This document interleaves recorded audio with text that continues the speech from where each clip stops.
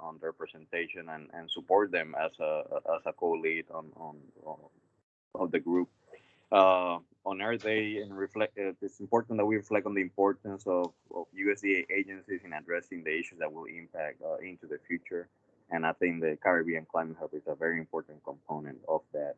And we're glad to be partners with them in different efforts, including a lot of the translations and different things that we do together. So with that, again, Bill, before you proceed, I want to thank you and your staff for everything that you do for us. So. Gracias, Luis. And let me check and make sure whether Ricardo Guinaga is on the call. I think he had a another engagement, but okay. Well, it's that's emblematic of the Climate Hubs having participation across USDA agencies, and so speaking to HACE is a great opportunity for us because there's so many agencies represented. Primero que nada, first of all, why are there USDA climate hubs? The USDA makes incredible investments in research, data, tools to maintain working land productivity.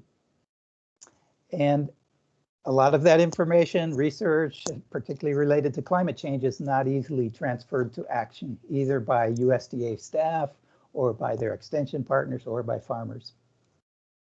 So the USDA Climate Hub Network was developed to respond, first of all, to the regional variation in issues related to climate change, but then to build partnerships, recognizing that it's an all-hands effort to respond to climate change and develop information, interpret science, provide this information and training and tools to USDA staff, to their partners, and to farmers and ranchers and forest managers. And it's all rooted in the climate challenges that we have, the need for mitigation, the need to reduce CO2 emissions, and the need to sequester carbon and slow the pace of climate change, and the need to adapt to what's going on now and what we expect in the future. How do we manage water? How do we develop and support more resilient crops, practices, products, and markets? And also the constant need to learn from our experiences, learn from the past, learn from modeling of the future. How can we reduce vulnerability, and how can we share this knowledge, and how can we incentivize people to take action? Hey, Bill, this is Rafael. Can we stop for just a second and recognize Gloria Montaño Greene? I believe she's on. Okay, perfect. Actually, I was like very excited to hear your presentation, Bill, so I don't want to interrupt that. I'm sorry for being late on my end. I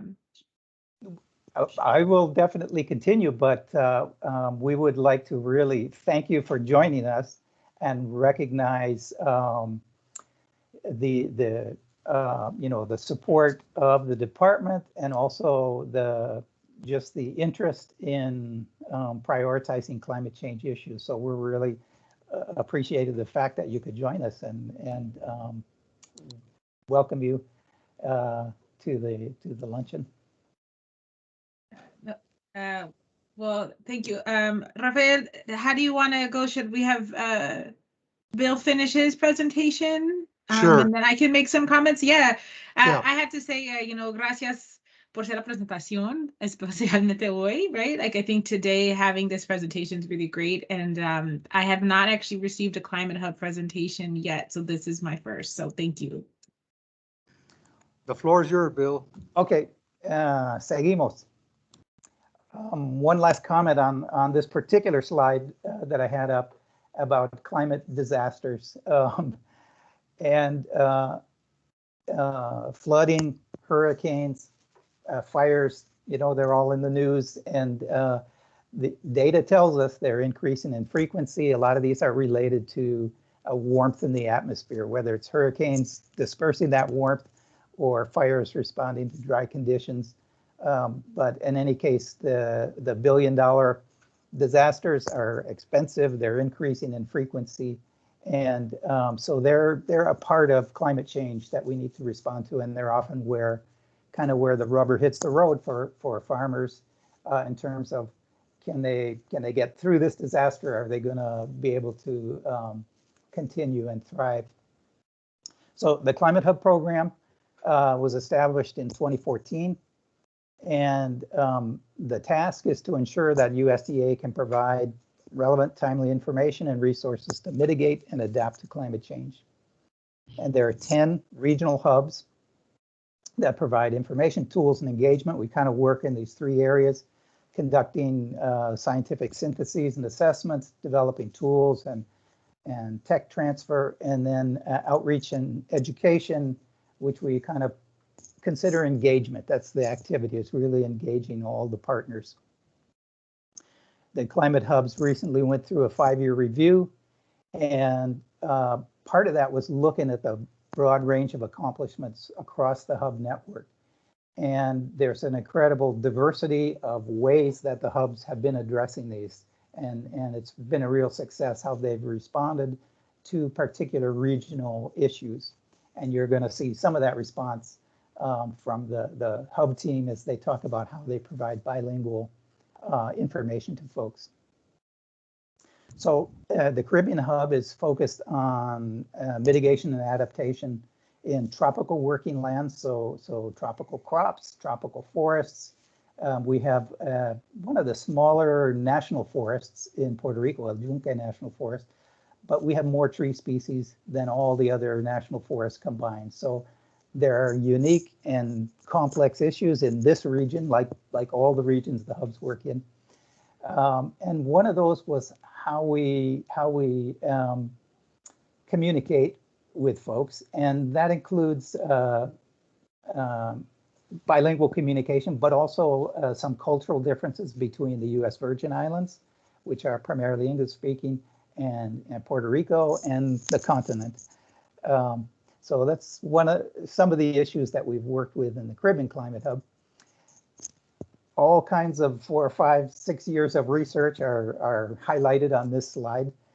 So we have active program to identify gaps in research and then to work with universities, with the USGS Climate Science Centers, with NOAA, with other collaborators to try and develop new information that's relevant to our region. And that ranges from looking at future scenarios for coffee production, extreme events, looking at both social and environmental aspects of hurricanes, and then also working with research that's at a national scale and trying to make sure that the U.S. Caribbean is included in that and get some valuable information from that. What do you do with all that information? That is the challenge for the hubs. And so we have developed a range of ways to communicate, all rooted in that basic peer-reviewed science. And it ranges from fact sheets to social media, websites, tools, videos, and you're going to hear more from the team about how some of those products were developed. One of the key programs that we have developed is something we call Adapta.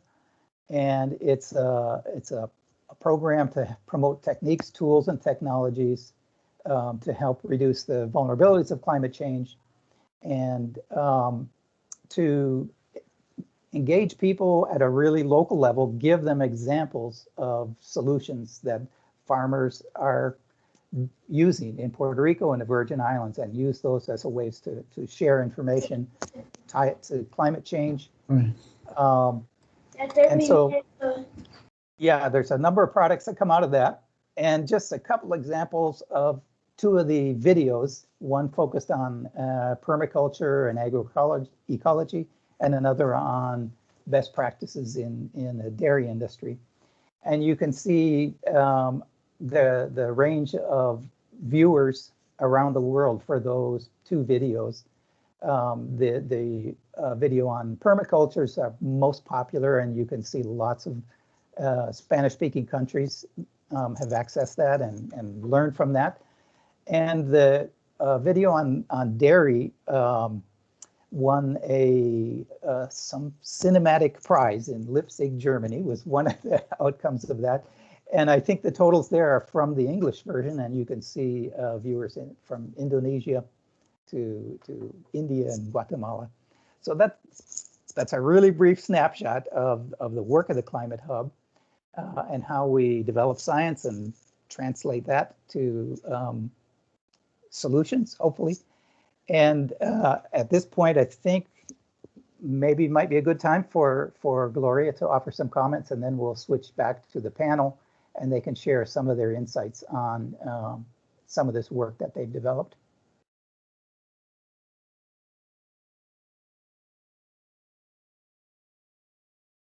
I'll defer to Brianna if that's a good plan. Gloria, I mean, you can go ahead and do your introduction, and then we'll bring it back to me and I'll introduce the panel. So yeah, Gloria, you can go ahead. Hi, well, buenos días for those on the West Coast, so buenas tardes for those on the East Coast. My name is Gloria Montaño Greene. I'm the Deputy Undersecretary for Farm Production and Conservation. I am based in the Phoenix area at the moment and will hopefully be doing some travel and transition into the Washington, D.C. area soon. It's an honor to join you all today. Today's actually 2 months for doing this. I want to thank Rafael for reaching out and inviting me. And when I asked him how he wanted the comments, if it was supposed to be English, Spanish, or Pocha, he said I could talk how I want to. So I know this is an opportunity to speak in Spanish for somebody who was raised speaking 2 languages at home, but not educated in speaking Spanish, or like not, didn't take grammar, etc. It's always a great opportunity to practice it. Whenever I'm going to do a Spanish conversation or a Spanish interview, I have to intentionally pivot my head. So it's nice to know that when I need to start practicing a little bit more, aquí estoy con amigos, con amistades, para que no se me entrampa la lengua.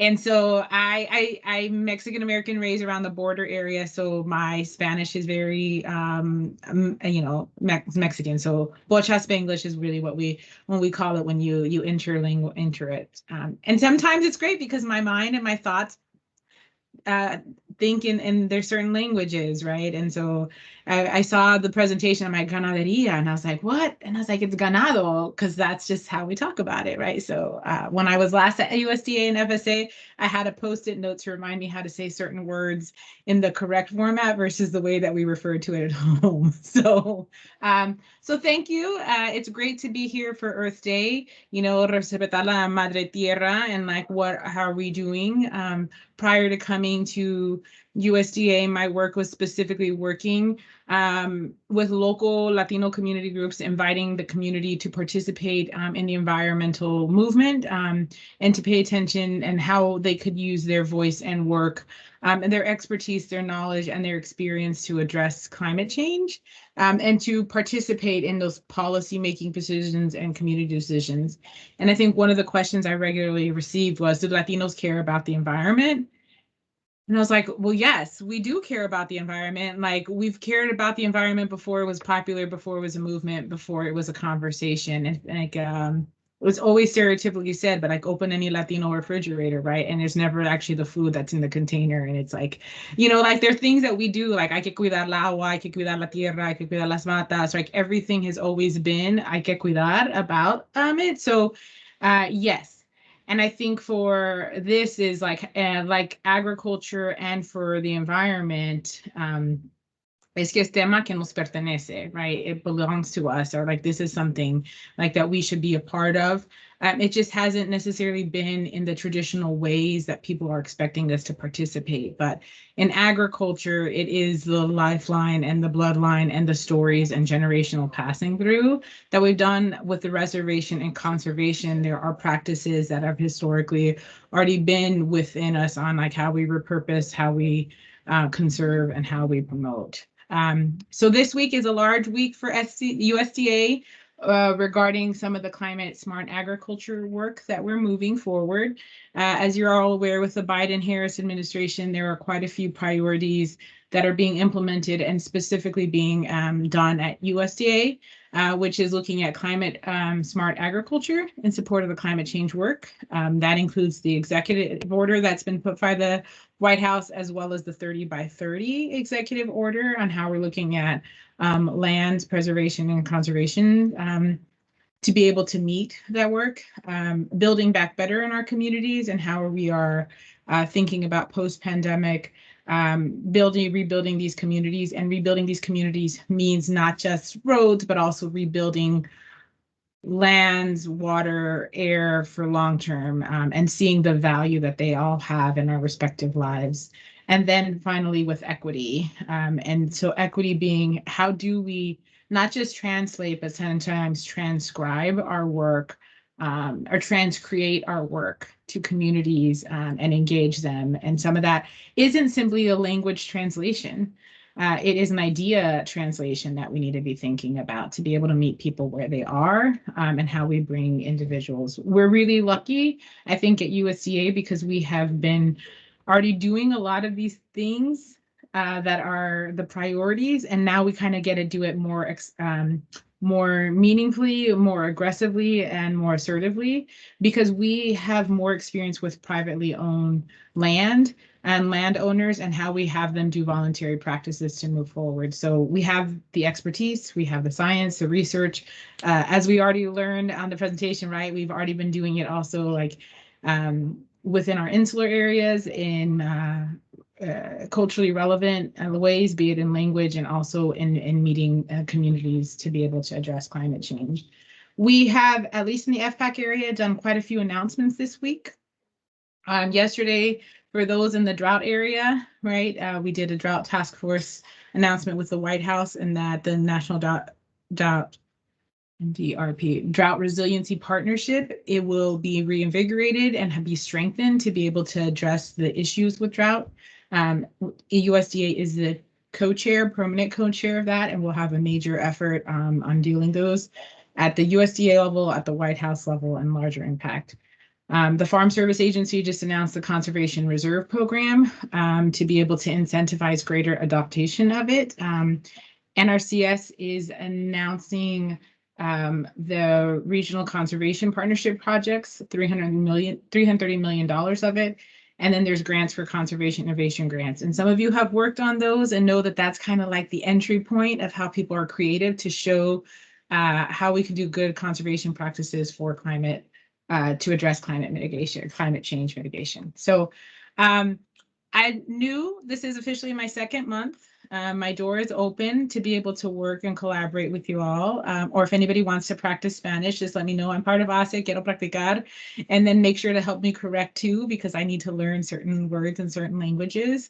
I feel that we have policy priorities and like the policy priorities that we want to move forward, but it doesn't happen without people. And so how do we actually all engage and support and work with each other to move it forward? So huge advocate for there.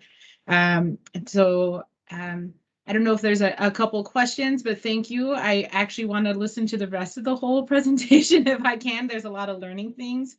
Language is, you know, a very huge respect and a huge necessity to remove a barrier, an obstacle for participation. I firmly believe we have the American Rescue Plan that we're implementing right now on the Farm Service Agency aspect on the debt relief for socially disadvantaged farmers. And we've specifically just released in English frequently asked questions, have begun to get those translated in multiple languages. For those that are those individuals that have a written language, we understand that for those that are verbal only, we still have a barrier to get through, but I'm very excited to hear how you guys are also doing it so we can think about learning practices across. But muchas gracias. Un placer, feliz día de la Madre Tierra. Thank you, Gloria. That was awesome. You said you're going to stay on for the whole call, right? Okay. I'll save the questions till the end. I just want to get the panel questions done, and then we can, you know, have anyone ask questions. So for our first question, it's going to be, what insights would you like to share on bilingual communication? And Isabel, you're going to start off, and then you can pass it on from there. Thank you, Brianna. Saludos a todos y todas. My name is Isabel Paredes, and I had the honor to serve as the hub coordinator for the first few years until 2018. Now I am in California working on climate change adaptation for a local government in the San Francisco Bay Area. And surprisingly, I am the only one in my team of 40 people that speak Spanish fluently. And even if many of our communities that we serve are Spanish speaking. And I mention this to highlight that there is a long way to go in terms of mainstreaming bilingual communications at all levels of government. And this is actually not a trivial issue because, like Gloria mentioned, bilingual and multilingual communications are really key to provide services and information to the people that need it the most. In our case, farmers and rural and disadvantaged communities and people vulnerable to the impacts of climate change. So this is about building equity and inclusion by providing equal access to information that can literally save lives and protect livelihoods, especially here in Puerto Rico, where basically less than 20% of the population speaks English fluently. This is according to the census. So without Spanish communications, we're putting at risk, basically, we're not providing resources to the 80% of the population that couldn't access the wealth of information that the hubs generate. And when we started the hub, most of the translation was done in-house, like Bill mentioned, from social media posts, our website, educational videos, and fact sheets. And this was really a struggle because translating is a very specialized job that requires like a different brain and a different set of skills that many of us as scientists, we don't have. We haven't been trained as translators or communication specialists. So it's really important to recognize that for organizations like the Hub, and for many of you working in diverse bilingual spaces, there's really a need for additional funding to do this work, and also to hire communication staff that are specialists in translations and communications. So at the beginning, sadly, we didn't get double the resources to do our job in 2 languages, but since day one, we recognized that bilingual communications were essential to achieve the mission of the hub, and also like to build trust and relationships with our stakeholders, especially farmers and landowners that are monolingual. And it was really key for us having bilingual communications to build these long-lasting partnerships that we have today, and to establishing the strong hub network that Bill mentioned. And this really is allowing us to exchange knowledge and resources between many different stakeholders, not only Puerto Rico, but from the Caribbean, the continental US, Latin America, and beyond. So just some thoughts that I wanted to share. And I think with that, I will pass it to Nora. Thank you, Isabel. Hello, everyone. I'm Nora Alvarez, and I am a research associate in the Climate Hub. I would like to start giving a little bit of background of what I do, and then switch to my perspective. I studied environmental sciences and geography with specialization in land resources and human geography, and several of my work focused more on measuring the impacts of human actions on land resources using remote sensing and GIS. Geographic information systems. But lately, I've been working on more qualitative type of research in the Climate Hub, especially after the disasters of Hurricane Irma and Maria and the recurrent droughts that we have. With that, I have had to design surveys to collect information from Spanish-speaking participants, but only participants in the US Virgin Islands. So we are dealing not only with bilingual communication, but with bicultural communication.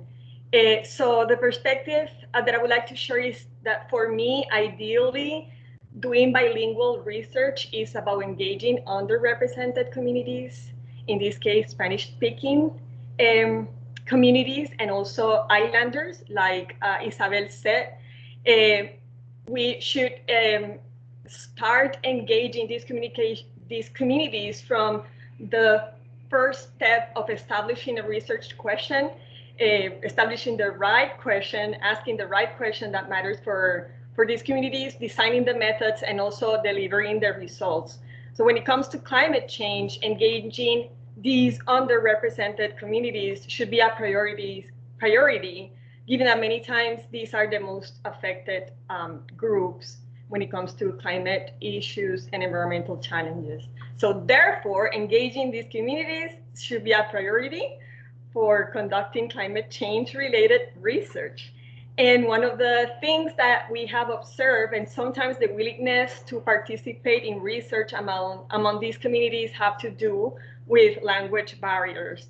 So in the Climate Hub, we are seeking ways of engaging underrepresented communities in research and in public policy, from the first step of collecting information, translating the results to their languages, and also providing some ideas on how to solve these issues. But sometimes we do not get to design the questions. We do not get to think about what are the needs for our population, and we do our best to collaborate with other researchers in USDA. In my case, I have been pushing collaboration with other researchers, previous climate fellows, to include the Caribbean, to include research in Spanish, to include research that matters to islanders.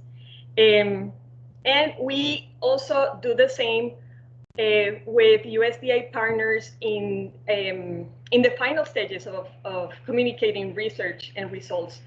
We are translating tools that are very critical for our challenges. For example, we collaborated with drought, a USDM, the drought monitor from the US, to engage the communities in the US Virgin Islands, and also to translate some of the tools. So I think that with that, we also need to keep in mind that when we are working with communities that are being affected by climate change and disasters, we are talking about feelings.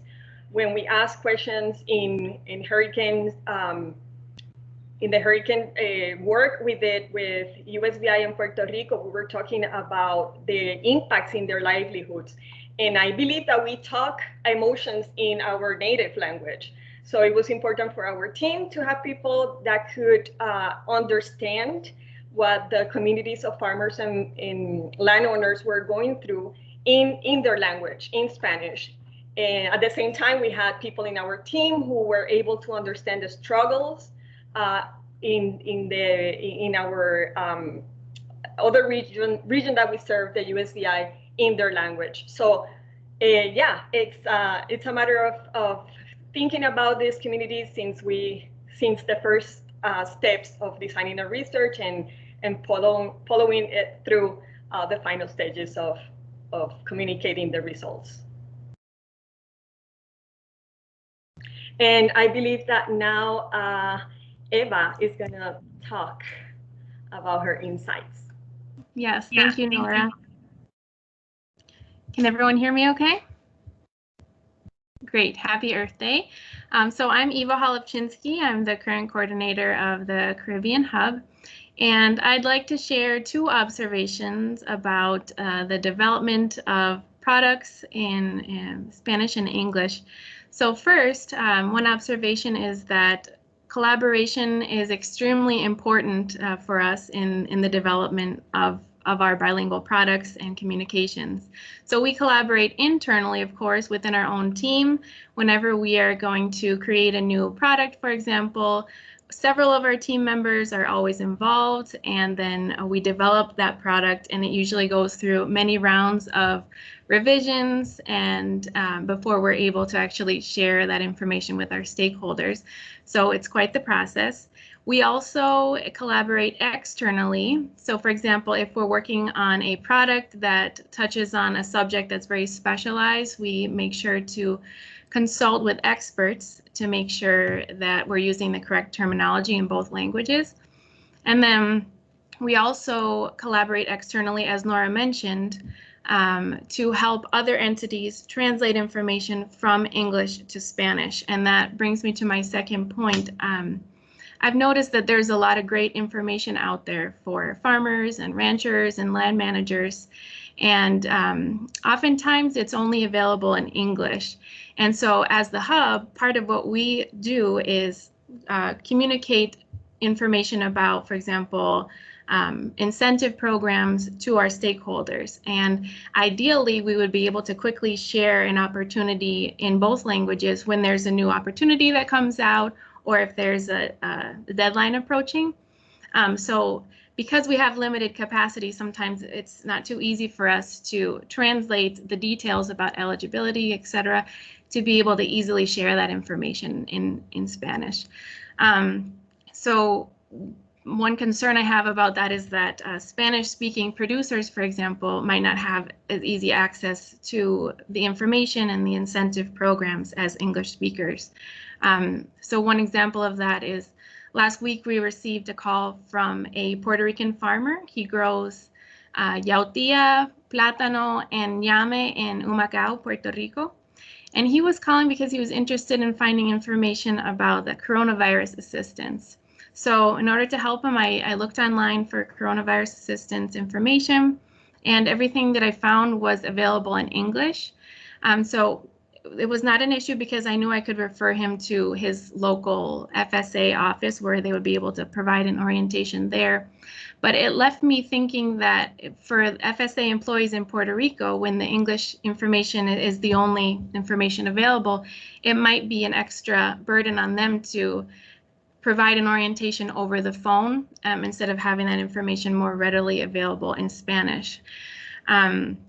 So after I referred the farmer, I did notice that on the information page of the Coronavirus Food Assistance Program, there is a hotline for non-English speakers, but all that information, including the hotline information, is in English. So I'm not sure of the percentage of Spanish-speaking farmers that are able to find that information, to know how to access that information. So I think that's somewhere where we have room for improvement in the USDA, is finding a way to build capacity to have information available in Spanish as well as much as possible.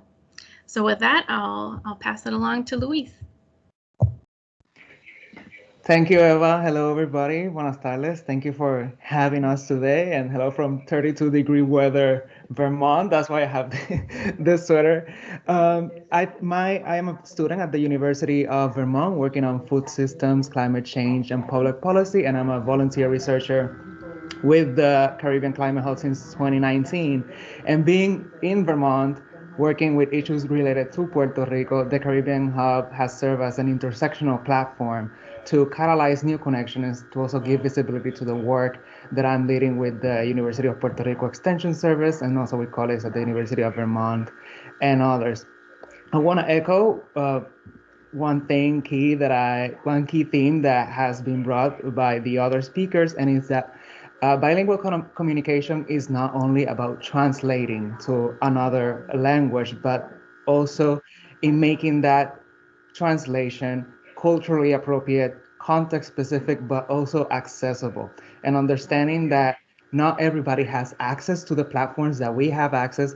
And I think one key strategy at the Caribbean Climate Hub that I have participated in as my positionality as a student is in creating ways or avenues and channels for that information to reach farmers or producers and organizations in ways beyond having a publication. For example, we have done radio interviews, other panels through a Facebook Live with the Extension Service, in ways making it so that many other people can have access. One key strategy that we have was doing a research brief based on the research that we have done. For example, this is one that it doesn't show very well, but this is one that we did. It has other pictures and survey results that we did in collaboration with the Extension Service from 105 farmers that were interviewed on the impacts of Hurricane Maria and their perceptions around adaptation, public policy, climate change, and other factors related to climate change. And we know that scientific research takes time and publications are to some extent time consuming. So having these other ways of sharing that data, making it rapidly available, has been key in making that communication effective. And I think I'll pass the microphone back to Brianna. Thank you all for sharing. I see we only have 20 minutes left about, so I'm kind of, last two questions are somewhat similar. So I'm going to go with, what has been your greatest challenge, success, or benefit in your bilingual work? So if that's like a personal story, go ahead and share that. And we're going to start off with Isabel. Thank you, Brianna. I'll be quick. I think something I've learned working here in California is this idea of practicing cultural humility, which means that it's really important that we understand and honor the histories, cultures, and languages and traditions of the communities that we're serving. And in Puerto Rico, it was basically, we were working with islanders, but here in California, I'm working with people from Mexico and Central America, and I have to recognize that even if I speak Spanish, my Caribbean Spanish is not universal. And if I want to effectively communicate about climate risks and adaptation in my county, I really have to tailor the information that we produce to a Spanish that is understandable for the community. And something, for example, we were working with wildfires, and we're using the term incendios forestales, which is, literal translation, but here people talk about quemazones. So it's really important that we value kind of the local vocabulary and expressions, and to use, like Luis mentioned, culturally appropriate language. And this is, about maybe working together with communities, people in community organizations where you work. And, even if I do the translation into Spanish, I go to these communities and say, like, will you be able to review this material that I want to put out for the community to make sure that, the language is culturally appropriate? So that's super important to build those long-lasting connections. So yeah, the thought is, let's start practicing more cultural humility and cultural competence in our workspaces. So with that, I'll pass it on to Nora. Hi, thank you. So what I would like to share, for me, the greatest challenge is that scientific communication is usually very time consuming. And after generating a research project and going through the publication stage, the scientific community usually falls to a secondary level in the priorities, and the desired impact never materializes. So in this sense, it is very important to establish long-term objectives and plan time for scientific dissemination, and openly share ideas, strategies, and resources. And it's even harder when you have to, communicate in Spanish and in English. And what we have been doing, as Luis mentioned, is to, in my case, I don't wait anymore to have the paper published to start communicating. We start posting results without affecting the outcome, or the the journal doesn't accept the paper, but we did that. And I think that that's very important because we don't have too much time to waste. So I think that that's a great challenge, and it's important to plan long term for doing the science, but also having time and resources to do the scientific communication. Another thing is that when you collaborate, in my case, I collaborate with many researchers from the mainland. I'm usually the only one who speaks both languages, and so sometimes it is on my side to work with understanding our the input we get in Spanish. So sometimes it's hard. But as Isabel mentioned at some point, it is very important to dedicate resources to translation, and it's important to recognize that this is a good skill portfolio. So working in two languages, it's challenging, but it's also a blessing. And with that, I'll pass it on to Eva. Thanks, Nora. Well, I think that from my perspective, the biggest challenge is definitely the time and capacity that it takes to develop everything we do in both languages. But of course, there are many benefits to bilingual communication, including that we are able to be more inclusive, and of course that we are able to broaden our impact. Like Bill showed in his slides, some of the work that we do, because it's in Spanish, is accessible to people in other countries, so that we're able to share that message of climate adaptation and mitigation practices and affect not only our stakeholders in the Caribbean, but also other folks around the world. So that's something I'm very proud of. Thanks, Eva. I think in part of the success, it's key not only in making the research or whatever communication available or accessible, but in that becomes participatory and collaborative, that the people that we work with, whether farmers, landowners, forest stewards, that they are not seen as the subject of the research, but also people that are in the table and have agency in developing research question, in seeing the data, in using the data. And that makes that when the communication is done, that it becomes effective and impactful.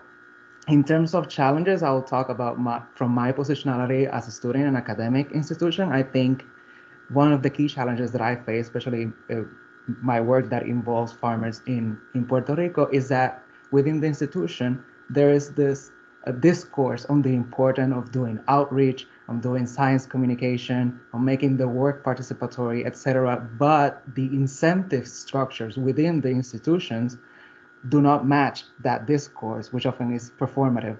And then me as a student, I want to engage in this other work, but then I have to comply with other things or requirements that have to do not match that requirement or discourse by the institution. So I think rethinking these structures and dynamics within institutions, that instead of creating obstacles for that work to be done, to incentivize, but also facilitate the spaces for that work to be done.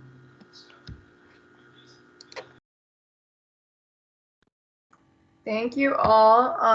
That was very insightful, and I'm sure all of us, we learned a lot. I'm going to open the floor to any questions. If anyone wants to put them in the chat or just unmute your mic and go ahead. Gloria, if you or any of the panelists just want to, throw information out there, something random or something you want to touch on, go for it. I saw there was the one question asking about your involvement with like other countries or internationally. I saw you put some links in there in the chat, but if anyone wants to touch on that, feel free.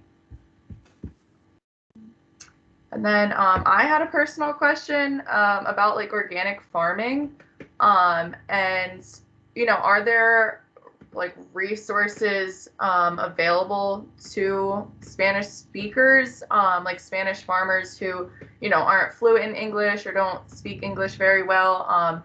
Do they still have those resources that English speaker farmers do? Can anyone touch on that? Well, I could mention a couple things that certainly it's a mixed bag, as has been demonstrated. USDA has lots of interest and information in organic practices, and some of that is relevant and applicable to tropical agriculture. Some of it's translated, some of it's not. But I just also want to mention that there's a wealth of information from Spanish-speaking countries, including Puerto Rico, on very beneficial practices, whether they're organic farming or not. And so that's a good example of where it's a two-way street. And there's much to gain from not just translating from English to Spanish, but being open to that communication both ways. And there's great traditional knowledge. There's great history of how people grow food here and how that works its way into the cuisine and the culture. And So I would say that it's, in terms of what's available, it's a little bit of a mix. If I can I add to that, Brianna? You know, so there's some really great points made by the presenters, and I think it was Eva that made a really great point about some of that language access in a lot of our programs. I think is something that we are constantly grappling with. It's been in the history of FSA, but right now there's the American Rescue Plan that was passed about a month ago. There's quite a few things in there for USDA to focus on. Immediately, though, there are two sections in there, which you'll hear a lot about, which is the 1005, which is the debt relief for socially disadvantaged producers. And then there's also 1006, which isn't solely the equity commission to be created at USDA. It's to look at what have been some of those traditional historical barriers across USDA. And in their language and access is one of them. And I think that is like language access and language justice. I think as like an interpreter shared with me one day is an ongoing, but I think, you know, it's also a hard balance, right? Of what do you translate, how much you translate, is the translation the right Spanish or is it the right languages? There are some languages that we're not speaking here, but that aren't written languages, right? And like it's really like radio communication and those personal conversations are there. But I think the other component is of like how we work with partners intentionally is going to be like another ongoing conversation because as the trust to bring in, right? So it's the language, it's people that haven't had language access, people that haven't had language access for a while, thinking, you know, this is a place for them to go into because of that fear at the door. And so that's going to be some of the trust development. So I would say, one, Eva, like, thank you for that, you know, those points, right? Like we're all kind of aware of them, but I think there's also like reminders of it. But it's also like, we also personally sometimes get frustrated, like, why do I have to remind it all the time? But it's also like the amount of information coming out, as was shared here, is a lot, right? The work of USDA is very vast. And so, but I would say like Section 1006, there is some language and some removal of barriers that really would be the consideration on how USDA does and works better.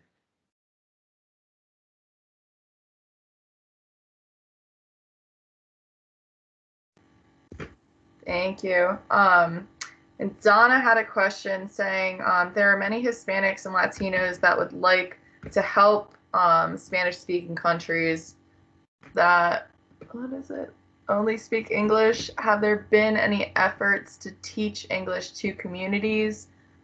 There may be nonverbal communications that unite people outside of language. I don't know if you guys saw that in the chat.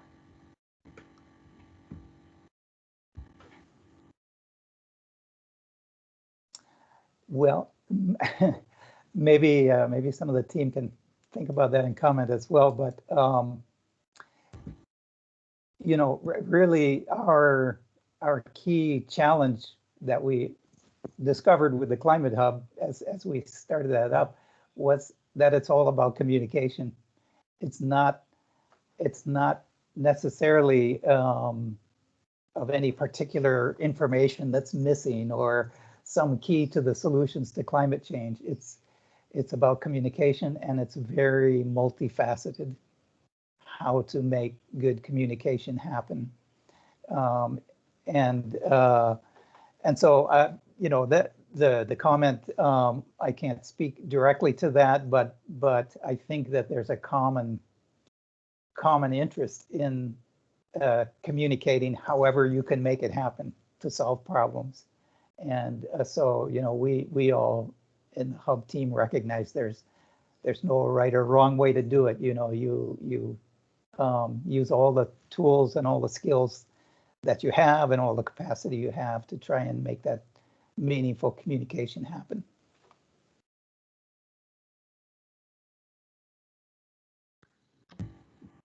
Yeah, I would like to add to that if when people don't speak the language of the place that they would like to work or help, I think trying to make connections with organizations or scientists or people on the ground that are bilingual, are doing work, and that could be a way for people to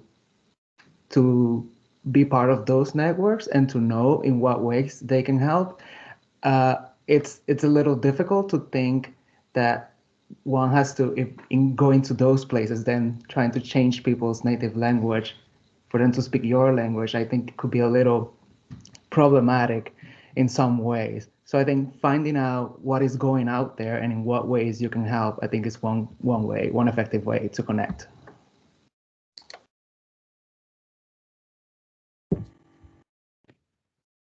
Can I make a comment to Donna's updated comment, if I could? Yeah, go for it. I think, right, we're talking about a few things happening here. The work that gets done outside of the mainland, and like some of the language, I think, from Donna's comment. And I think, right, there's language is part of it, culture is part of it. Sometimes they connect.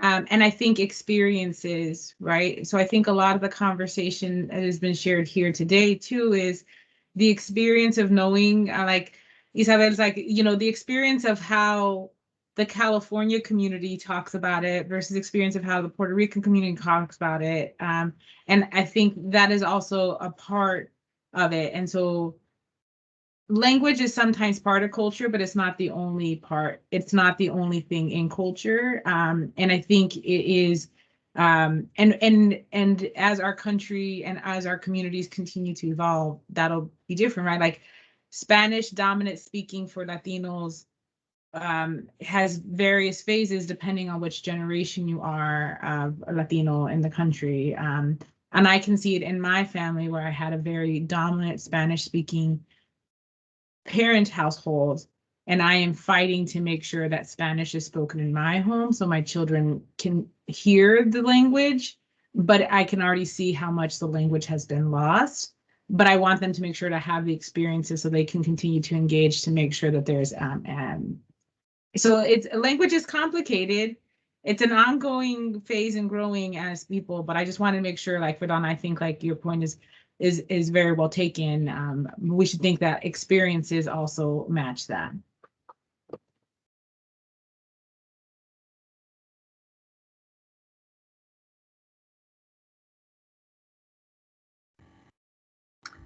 Anyone else have any last questions? No, we only have a few minutes left, but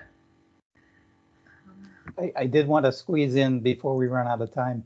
Just thanks to the team. They're incredible people.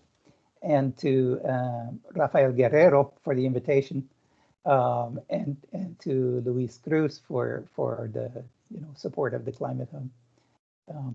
Wanted to make sure I didn't lose those thank yous, and to Brianna and the HACE team for the invitation. Yeah, we appreciate you guys, putting this together, taking the time out of your day to come on here and talk. We had a nice audience. I think there was about 80 people at one point.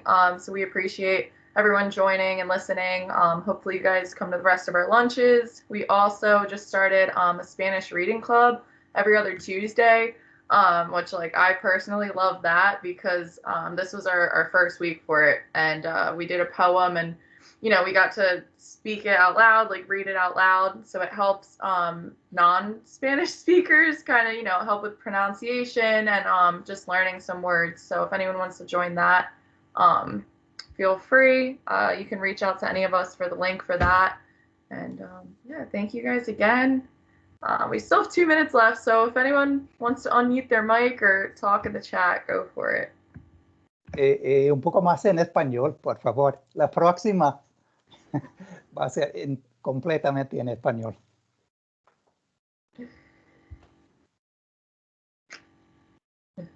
Well, if no one has any more questions, again, thank you all. We'll just wrap it up. And happy Earth Day.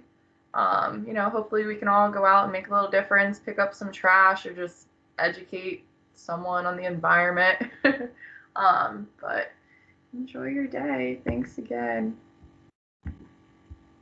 Thank you. Thank you. Happy Earth Day.